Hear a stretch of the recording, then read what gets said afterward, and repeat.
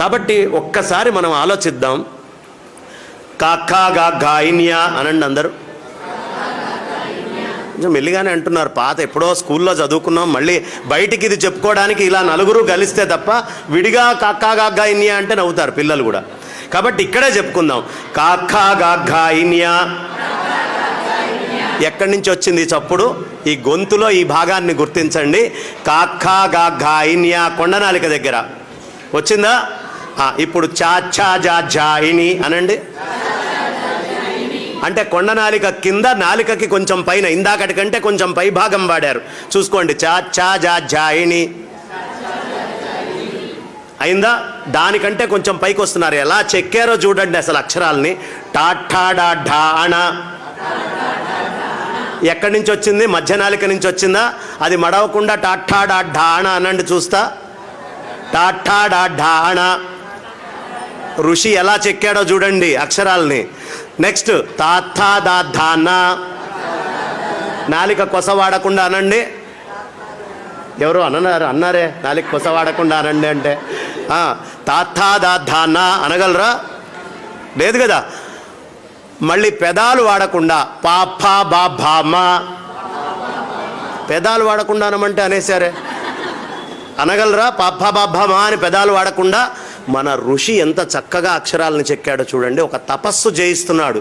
ఇక్కడి నుంచి ఇక్కడి దాకా అక్షరాలతోటి తపస్సు చేయిస్తున్నాడు. నేను ఈ మధ్య అనుకోకుండా ఒక హాస్పిటల్ దగ్గరికి వెళ్ళటమైంది. మాకు తెలిసిన మిత్రుడిని తీసుకొని వెళ్ళాను. ఆయనకి చెయ్యి ఇట్లా వణుకుతోందమ్మా. చెయ్యి వణుకుతోంది.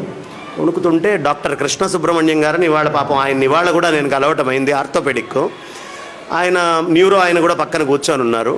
ఏమండి చెయ్యి ఇలా వణుకుతోంది అన్నాడు. అంటే ఆయన మామూలుగా ఏదో టెస్ట్ చేయాలి కదా.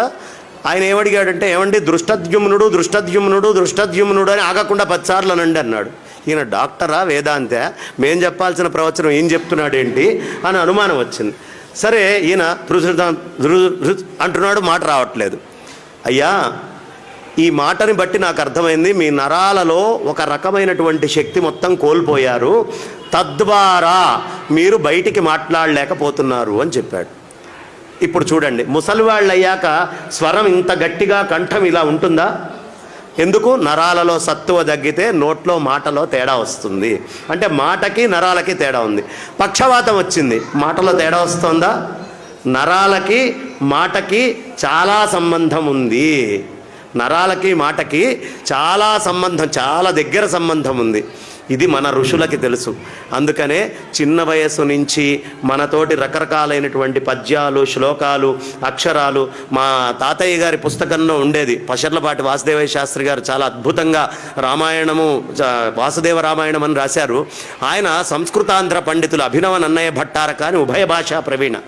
ఆయన భూభృద్భిక్కుధరోద్ధరోద్ధిత సురద్విచ్చిచ్చరభ్రాడ్ధను పృథ్వీధ్రేద్ధృతరోషధీడ్కరుచి వాగ్వక్త్రక్షరేడక్షర ఇలా రాసుకుండేవాళ్ళు. ఆ పుస్తకం తీసి చదువుతుంటే అబ్బా ఎంత గొప్పగా ఉంది అని. మళ్ళీ అది నోట్లో తిరగాలి అంటే ఇది సాధన చేసి ఇది చదివేటటువంటి వాడికి అనారోగ్యం తొందరగా రాదట.